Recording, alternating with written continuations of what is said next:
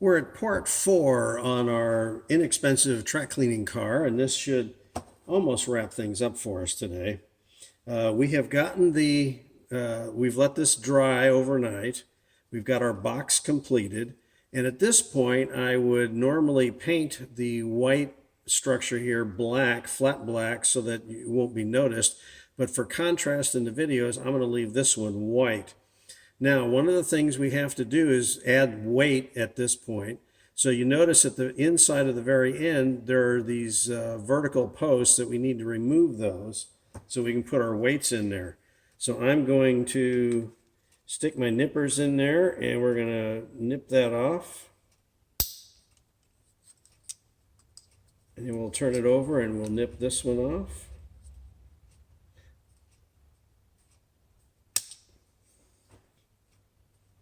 Okay, now we've got the posts cut down so we can add some weight. For end scale, when it comes to adding weight, I have settled on these for the most part. These are 1/4 ounce weights that are used for mag wheels. And I bought a whole box from a local tire dealer. You can do the same, and you can get them in different sizes. These are perfect for just about any size box car and larger cars.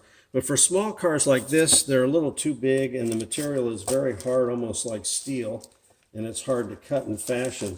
So the other thing that you can do is, and this is something that most anybody can go find, are these fishing weights. These are soft metal and they come in little ball-like shapes. So for something like this car, you can put in build a bulkhead with the sheet styrene, and you can then fill up the compartment and put tacky glue in there and hold them in place. I've got some soft metal sticky weights, so all I need to do is peel off the backing, and we'll just stick those in there. And you want to get them as close to right over the trucks as you can get, and they just self-stick in there.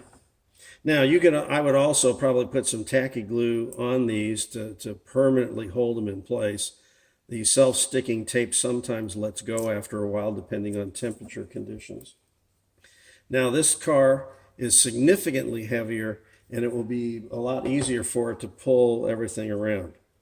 Now that we've got the weights inside, we need to put the trucks back on.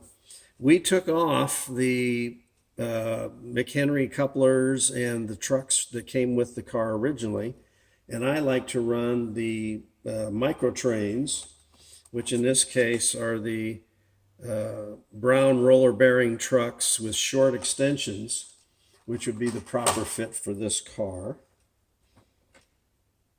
And we'll take the bolster pin and place it in there. Let me get the other tool here.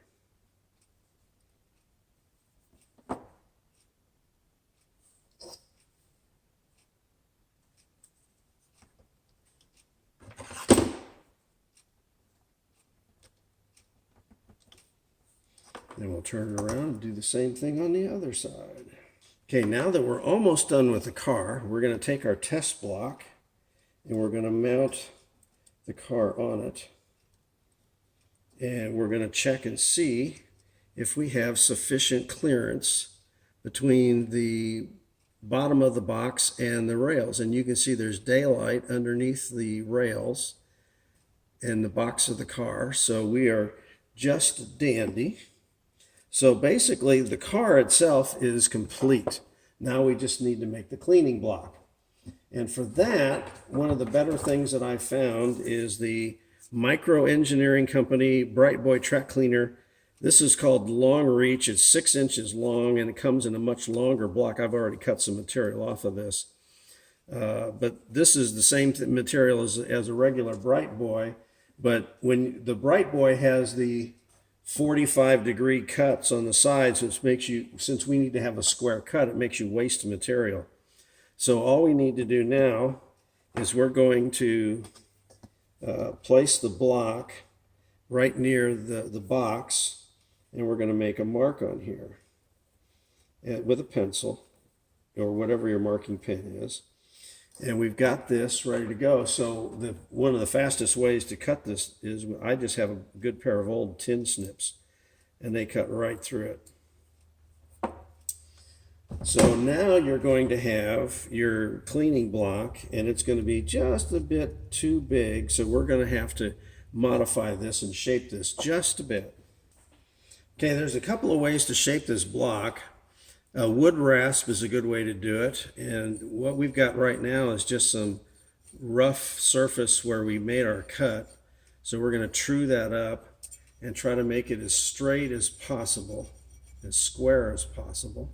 So we just really need to do the two sides that we cut. So it looks like we're getting pretty darn close to that.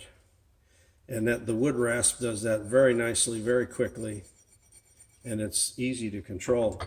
So all through this process, we want to test fit how everything fits in the box. And right now we've got a block that's really darn close.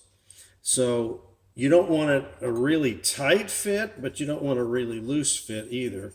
It's just going to take some judgment on your part. But now, the important thing, we've got basically a rectangular block here. And if we put the weights on it and use it like this, the straight corners are going to dig into just about any obstruction you might run into your track. So you can either use a sheet of sandpaper, or I'm going to make a quick cut. We're going to pick whatever side, either the side doesn't matter, but make about a 45-degree angle on the ends. So we're just going to take that square edge off of there. So now on both ends, if you should run over the points of a switch, it's not going to pick and stop you. Then I would do something similar on the sides. They're not as important, but again, we just don't want to be hanging up on anything. Just some light cuts. Then we're going to take our sandpaper and just run it, kind of do it at a variable motion as you go. You want to round this up on the ends, so you get no chance for it to hang up on anything else. That's looking pretty good. Just one quick swipe on either side. Now we'll do our test fit again and see if this goes right. And it's just nice in there. It's not doing anything. Now, this comes with a kind of a smooth surface. We want to grit that up just a little bit. So we just take the sandpaper, just kind of run around. You can see this is kind of turning whitish. That's that material that they put on the top and bottom of it. And we want to just turn it over every now and then, so make sure you want to keep this flat. Now this is a smoother surface, so probably before we use this, we're going to want to take some rubbing alcohol on a rag and soak it, or not soak it, but wet it a little bit. Otherwise this will be too hard for it to drag around. And then the next thing we want to do is add some weight. So this is where we had our wheel weights before. So this is where they come in real handy. And we're going to make sure the block is down. We'll just peel off the end. And we want to center the weight and press it down. So that's one weight. Now these are 1/4 ounce weights. So I will have 1/2 of an ounce of weight. You don't want it too heavy, or otherwise it'll be so much drag your locomotives won't be able to pull it along. So now we've got that. We test fit that again, and that's fitting in there real nice. So all we need to do at this point is put the roof on. We've got the track cleaning element in there, and let me put this on the test block. Now, when you put this on the track for a train, we're going to put the block down first and then put the car over it. That seems to be the best way to do that. So we've got the car on there, and it's hard to tell that that's a track cleaning car at all. And it's relatively inexpensive. I think the car itself was like $8. That's the most expensive part of it. And you're ready to rock and roll and clean track. This is not going to keep you from having to clean track.